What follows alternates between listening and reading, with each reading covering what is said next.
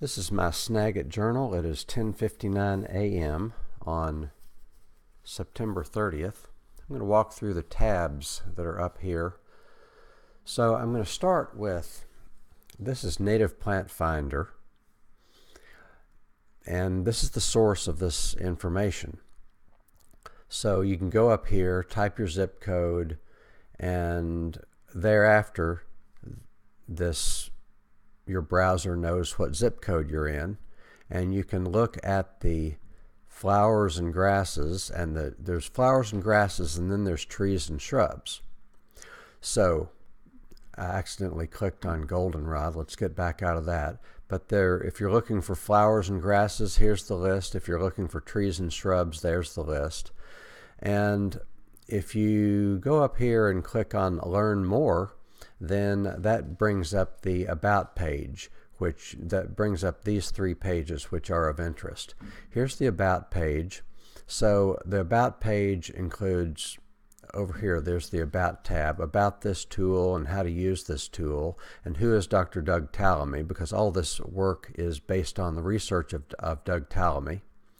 And then you go over here, well, why native, why butterflies, choosing plants, choosing the right plant for the right spot, the importance of trees, NWF Tree Planting Guide, USDA Hardiness Zones Maps, U.S. Forest Service. So, and then go over here and there's suppliers. So when you click on suppliers, there is Native Plant Nursery Directory. And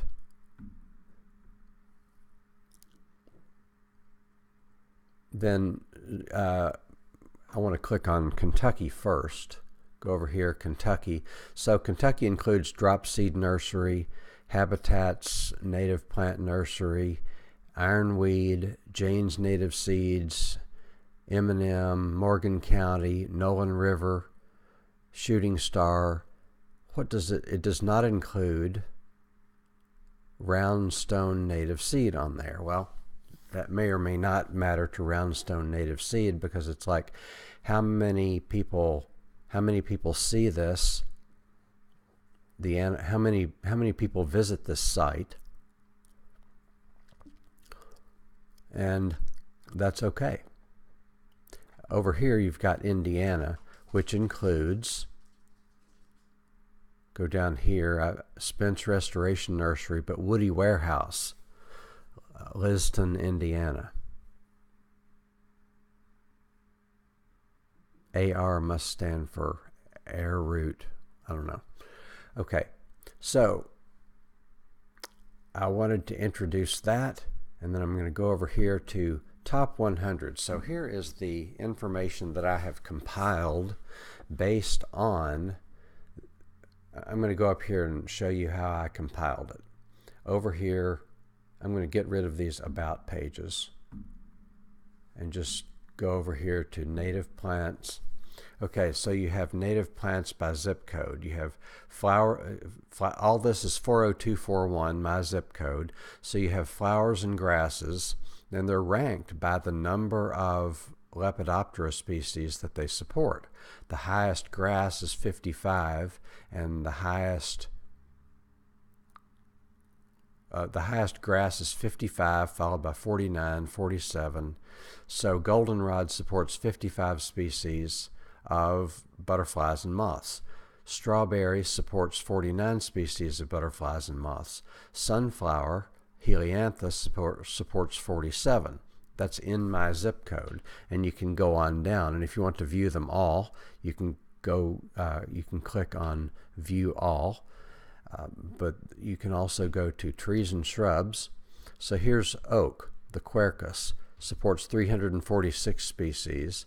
And if I click on oak, it'll take a minute, but it'll get me to a little bit more detail about oaks. Let's click on oaks and see what that brings us to. It takes a minute.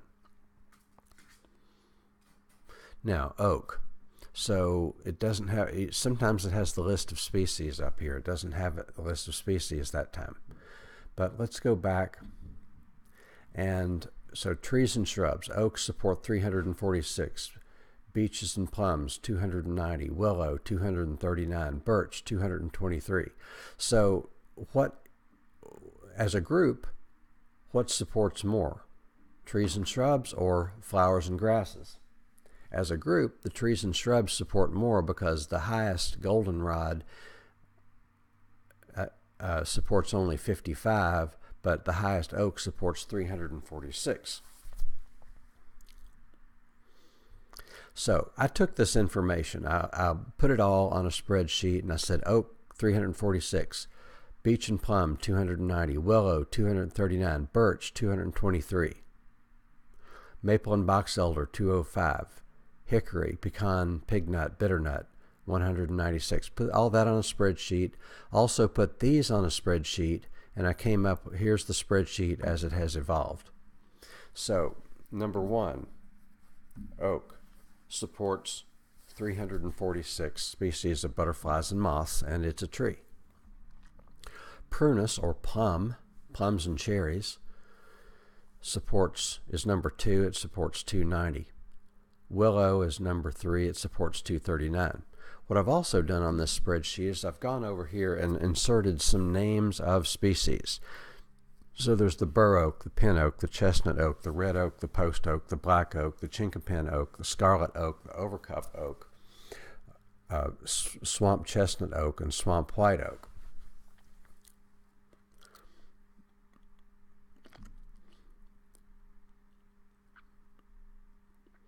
And on down. I've done that for about the top 10. There's willow, birch, maple, crabapple. Vaccinium is cranberries and blueberries. There's pine, so I have 3 species of pine there. And I took some of this information. This document is the top 100 species. So it's the top 100 plants with a particular emphasis on telling about the individual species. So I didn't mean to do that. I want to put that back in where I found it. So the species of oaks are bur oak, pin oak, chestnut oak, red oak, post oak, black oak, chinkapin oak, scarlet oak, overcup oak, swamp chestnut oak, swamp white oak, and shingle oak. And that's just oaks. So I'll go in here later and I'll add more detail to those. I don't know what detail I'm going to add. It would be nice to have a picture of each one.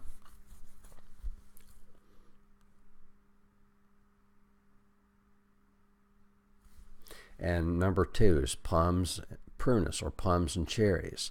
Species include black cherry, pin cherry, choke cherry, and eastern sand cherry. Also includes the American plum.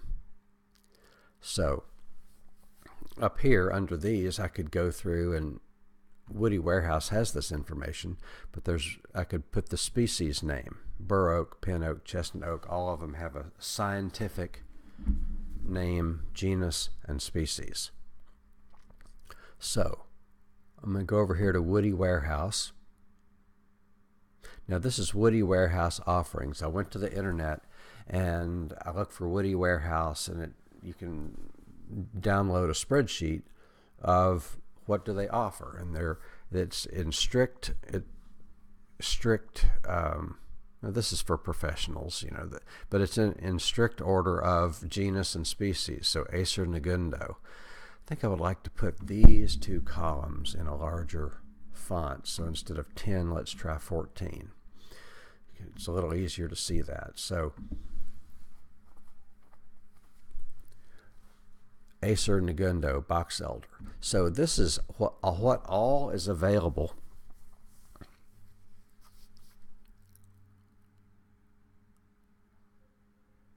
from Woody Warehouse.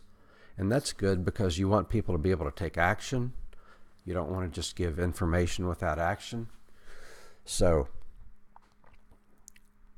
how long has it been?